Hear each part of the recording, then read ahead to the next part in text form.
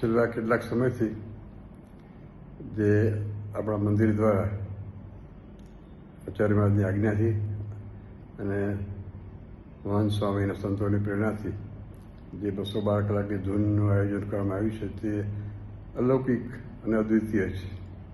હું તો યુટ્યુબમાં એને નિહાળતો હતો રેગ્યુલરલી અને ખરેખર એક દિવ્ય આનંદ આવતો હતો. નનાંડનું પ્રાંગણ એ અક્ષરધામના મધ્યતૂર બની ગયું હતું.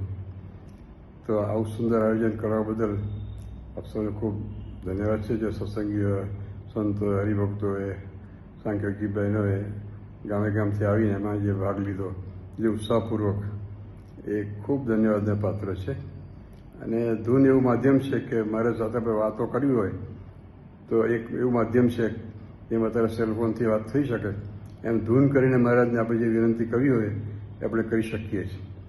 તો આ ધૂનના ફળ સ્વરૂપ આપણે મહારાજને જ પ્રાર્થના કરીએ કે આપણા બે આગામી ઉત્સવો છે, એક તો સમયાનો ઉત્સવ શિક્ષાપત્રીનો અને બીજો જતરપુરનો 200 વર્ષનો ઉત્સવ, એ ખૂબ ધામધૂમથી ઉજવાય અને સર્વાવતારી શ્રી હરિનો જે દિવ્ય સંદેશ એ સમગ્ર વિશ્વમાં ખૂબ પ્રચાર પ્રસાર થાય એવી નનાંદના ચરણોમાં પ્રાર્થના.